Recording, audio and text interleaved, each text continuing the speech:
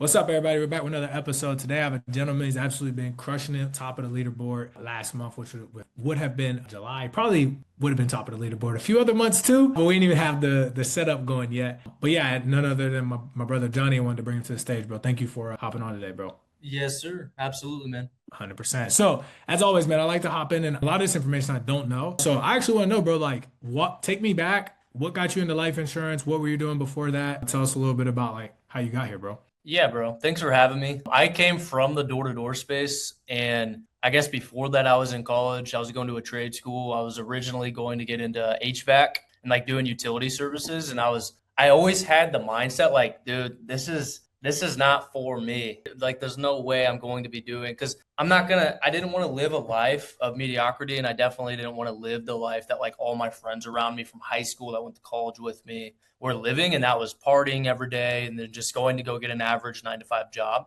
Everybody was just bound for that average path. And I knew for a fact if I just rolled with them, I'm going to go down that path. I'm going to be miserable when I'm, 50, 60, 70. I'm going to wish I would have taken action. So I was always self-teaching. I was on YouTube. I used to say I went to YouTube University and not an actual trade school because like I didn't pay attention. I was always on YouTube or ChatGPT and like, how can I make money outside of what I'm doing? And on YouTube, I was just like searching, how can I make online money? Because that way of making money always had me intrigued because it's kind of funny because I went to trade school to where I was going to trade my time and do manual labor and trade my time for dollars. But at the same time, I was researching ways to make money online, so I didn't have to assert any type of physical labor. You know what I mean? So that was funny. But I was researching, and I always found like if you want to make money and separate yourself from people around you, you need to get into real estate. Hmm. That's what I always found. So I'm like, okay, so real estate is the path. This is what I see 9 out of 10 millionaires making their money from is real estate. How can I get into real estate if I don't have capital?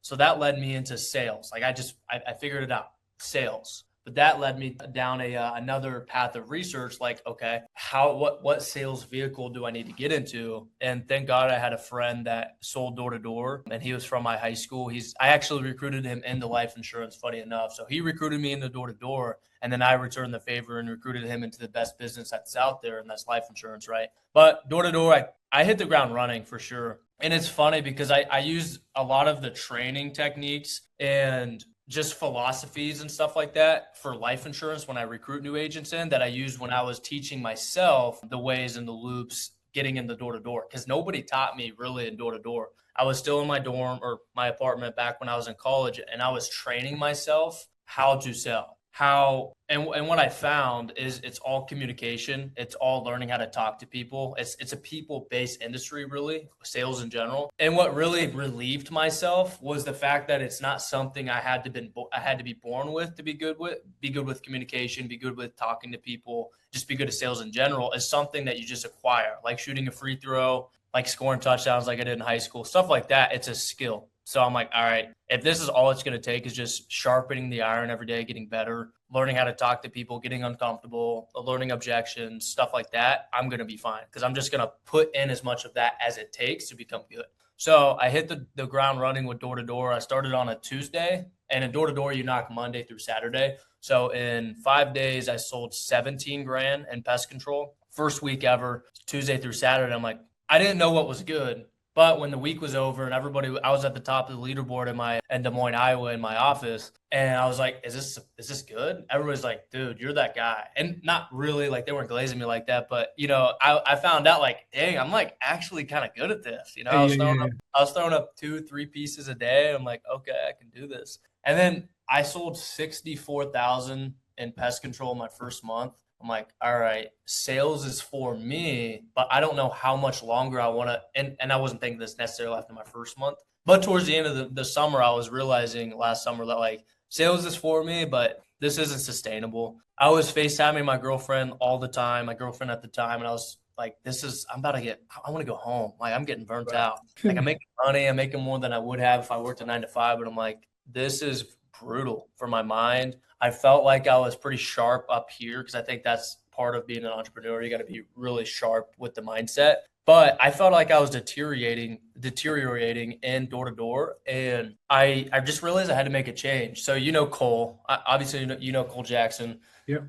He was my guy in door to door. He didn't recruit me. He wasn't even in my hierarchy, but we were boys when we were knocking door to door last summer.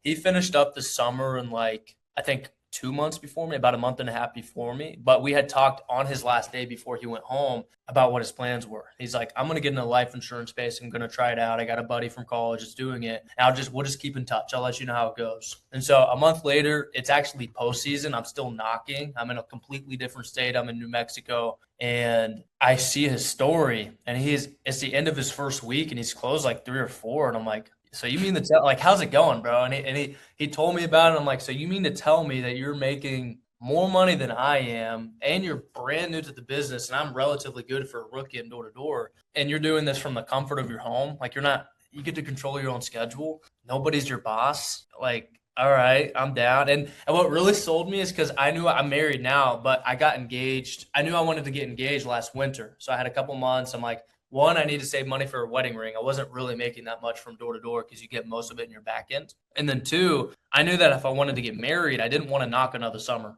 Like, because like we would have been freshly married, and then I got to pull her out. I knew we were going to New York if I knocked another summer. Like, it just doesn't make sense. And so what sold me was when he was like, you can do everything I'm doing. You're probably going to be better than me at sales because, like, statistically, I sold a little bit more than Cole, and you could do it from the comfort of your home and never have to leave your girl. I'm like, all right, I'm sold. Let's hop on a call. Like, I actually recruited myself. Cole, I love Cole. He'll tell me he recruited me, but I recruited myself. I literally, and I'm actually like this with anything when it comes to shopping for an apartment or a car. Like, if I just go and I find out more about it, I'm like, I'm not shopping around. Like, I'm a one and done guy. So with Cole, and I would never go anywhere else. I love where I'm at. But with Cole, I just recruited myself into the business because he was only 2 or 3 weeks in whenever I got started. Whenever I started like working on the pre-licensing, I went to the Ignite conference last October. I think it was October. And it was funny because I had moved to Utah to knock another summer. I wasn't knocking, but it was to train with my door-to-door company. I signed a 6-month lease, and Ignite was coming up. And I hadn't been licensed, but I was in the course. And I'm like, I think I'm pretty committed, but I need to stick with this door-to-door at least before I ditch door-to-door. I want to make sure life insurance works. Right. And so it was literally 2 days before Ignite. I think it was the last day of September. Ignite was on the 2nd of October. I texted Cole. I'm like, let's go to that Ignite. We weren't going to go because I'm like, I'm 1,400 miles away. And I texted him like, let's look at plane tickets. Let's just see what it would look like. And I had just got back from the gym. We have really only like 8 hours to decide because then I'm going to have to hop on a flight and go. And we decided to just book it. I didn't have much money in my account because I hadn't got any back ends yet. We went to Ignite, and at Ignite, man, I was sold. Like, that's why I'm so passionate about obviously the business, but when I get people into the business and it's like we have Ignite literally in a month from now, and I'm like, I'm getting everybody to Ignite because the effect that it had on me coming into the business is I was sold right away. It was in Florida. I lived in Utah. My upline from door to door was in Utah. I shot him. Actually, I texted him. Probably wasn't done the right way. Should have called him. But I texted him before I even left Florida to go back to Utah. I was like, hey, like, I appreciate everything you did for me, bro, but like, I'm not going back to door. I have to go all in or go home when it comes to life insurance. I can't pour in half of my time into you guys and train for door to door, but try to sell life insurance. It just doesn't make sense. Right. I know I'd be leaving performance and money on the table by doing it that way. So I forfeited all my back ends. Literally, the only money I made last summer was like 25 grand from what I made up front because I didn't get any back ends. And I paid back my bonus. And I'm like, dang, man, I only got like I think that's 5 or 6 grand in my bank account. And I'm like, I got to make it work. And what I'm not going to do is I'm going to get licensed immediately. So when I get home, I'm going to schedule my tests, get licensed immediately. So that's what I did. But I also was like, I need to make this work quick. And yeah, people that come in with the business with 5 grand, you might think that's a lot, but it's not a lot if you invest in like fresh leads and have bills as well. Like, I wasn't living with my family. I had 2,500 a month in expenses because I grew up in foster care, by the way, if you didn't know, Trey. So my foster family kind of dropped me on my head a little bit as far as when I went to college. We cut that tie. That string was cut. We didn't talk anymore. It was kind of toxic. I'm glad we cut that string. because I'm where I'm at now. I don't really regret anything. But what I'm getting at is I didn't have anybody paying for anything. So I had a truck payment, rent, food, insurance, stuff like that. And I wanted to buy fresh leads because I wanted to make it work. I'm a big fan for new agents. Like, if you need to ascend in your skill set before you spend a lot of money on leads, because I do think that needs to be equal, that's fine. Start on age leads. But for me, I'm coming from door to door and I'm confident that I was a killer there. And if I can sell a product that people don't need, I'm doing a face to face and I'm doing it on their doorstep, I can sell life insurance over the phone when somebody feels uninformed.